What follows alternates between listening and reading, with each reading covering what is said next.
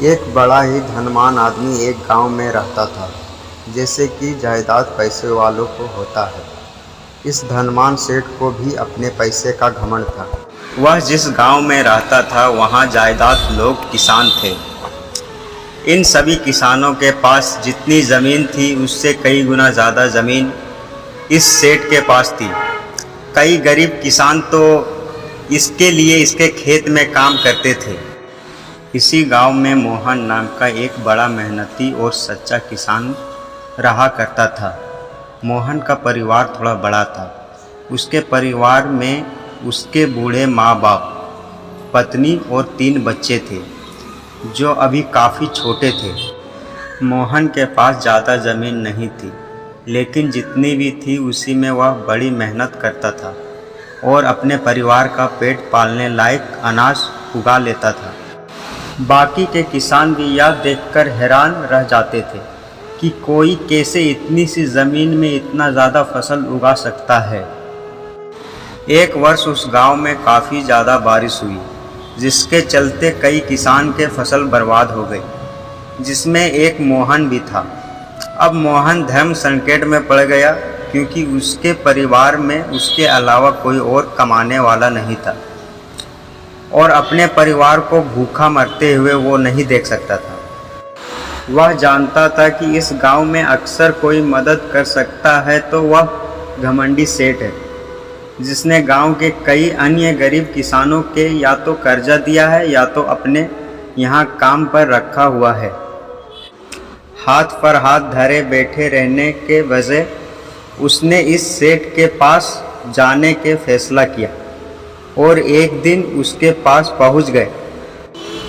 सेठ के पास पहुंचकर मोहन बोला, सेठ जी, आपकी बहुत मेहरबानी होगी अगर आप मुझे थोड़ा सा कर्जा दे दें, जिसमें अपने खेतों में फिर से कोई फसल उगा सके, या फिर आप मुझे अपने यहाँ नौकरी दे दें ताकि मेरे परिवार को 2 वक्त का खाना मिल सके।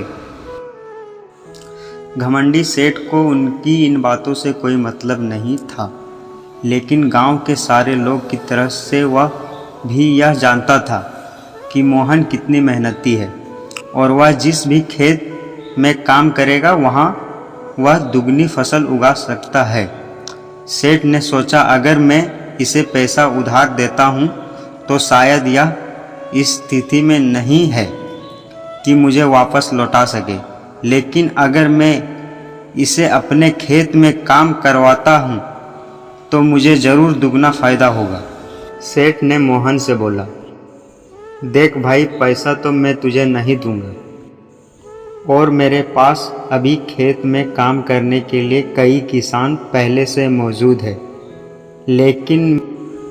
लेकिन तुझ पर तरस खाकर मैं तुझे अपने खेतों में नौकरी देता हूँ, पर मैं तुझे इसके लिए ज़्यादा पैसा नहीं दूंगा। बाकी किसानों को मैं 300 देता हूँ, मैं तुझे 200 ही दे पाऊंगा। मोहन ने सेठ की शर्त मान ली और उस दिन से सेठ के खेतों में काम करना शुरू कर दिया। 2 महीने का नियमित वो सेठ के खेत में जाकर कड़ी मेहनत करता और देखते ही देखते 4 महीने का काम उसने अपनी मेहनत से 2 महीनों में ही ख़त्म कर दिया। सेठ उसके काम से काफ़ी खुश हुआ था, लेकिन वह कभी उसको यह जताता नहीं था। जब सेठ ने देखा कि उसका खेतों का काम अब ख़त्म हो चुका है, अगर वह मोहन को काम से निकाल देता है तो उसके 2 महीने का पैसा बच जाएंगे। तभी सेठ ने मोहन को काम से निकालने का फैसला किया। एक बार सेठ को ये विचार भी आया, इतनी मेहनती आदमी शायद उसके दोबारा ना मिले, लेकिन फिर उसने सोचा कि जब अगले साल का काम आएगा तभी उसे फिर से नौकरी पर रख लोगे। आखिर इस गांव में उसके अलावा है ही कौन जिसके आगे ये लोग अपने हाथ फैलाएंगे।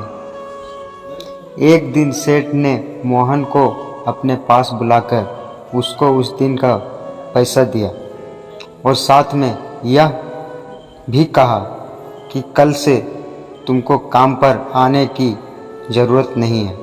अब मेरे पास तुम्हारे लिए कोई काम नहीं बचा है। जब मेरे पास काम आएगा तो मैं तुम्हें बुलाऊंगा। यह सुनकर मोहन का दिल बैठ गया। पिछले 2 महीने से काम ही सही उसके बच्चे और परिवार के पेट में यान का दान जा तो रहा था, अब वह क्या करेगा? यही सोचकर उसकी आंखों में आंसू निकल आया। मोहन ने सेठ के पैर पकड़ लिया और गिड़गिड़ाने लगा, सेठ जी, मुझे इस काम की बहुत ज़रूरत है, मुझे मत निकालिए। अपने मतलब से मतलब रखने वाला सेठ ठस से मस ना हुआ। उसने खरी खोटी सुनकर मोहन को वहाँ से चलता कर दिया और मन ही मन 2 महीने का तनख्वाह बचने का खुश होने लगा। अगले दिन जब सेठ सवेरे उठा और अपने आंगन में आया तो उसने देखा कि मोहन उसके आंगन में बैठा है। सेठ ने उसको पास बुलाकर पूछा कि क्या हुआ, तुम क्यों यहाँ है? पर बैठे हुए मोहन बोला, सेठ जी, मुझे वापस काम पर रख लीजिए। आप जानते ही हैं मेरे आर्थिक परिस्थिति कैसी है, थोड़ी सी दया कीजिए। लेकिन सेठ ने उसकी एक ना सुनी और फिर एक बार उसे बुरा भला कहकर वहाँ से जाने के लिए कहा। बेचारा मोहन अपना सिर नीचे झुकाकर वहाँ से चला गया। अगले दिन फिर यही घटना दोहराई गई। मोहन फिर सेठ के आंगन में बैठा था। सेठ ने फिर से उसको वहाँ से जाने के लिए कहा। यही घटना अगले कई दिन तक चलती रही। अब तो मोहन सेठ के हलाकल ने पर भी वहाँ से नहीं जाता था और वहाँ पर बैठा रहता था। एक बार सेठ ने पूछ लिया, तुम कैसे आदमी हो? मैं तुम्हारा इतना अपमान करता हूँ लेकिन तुम्हें कोई फर्क नहीं पड़ता। तब मोहन ने सेठ से कहा, बुरा तो बहुत लगता है सेठ जी, लेकिन जब घर जाता हूँ और भूखा बिलखते अपने माँ बाप और बच्चों को देखता हूँ तब यह अपमान मुझे कुछ भी नहीं लगता। इतना सब कुछ होने का बाद भी सेठ दी दिल जैसे पत्थर का बना हुआ था। उसने मोहन को अभी तक काम पर नहीं रखा और ना ही उसका ऐसा करने का कोई इरादा था। एक दिन सेठ ने सोचा कि कुछ दिनों के लिए किसी और गांव चला जाता हूं ताकि मोहन से पीछा छुड़ सके।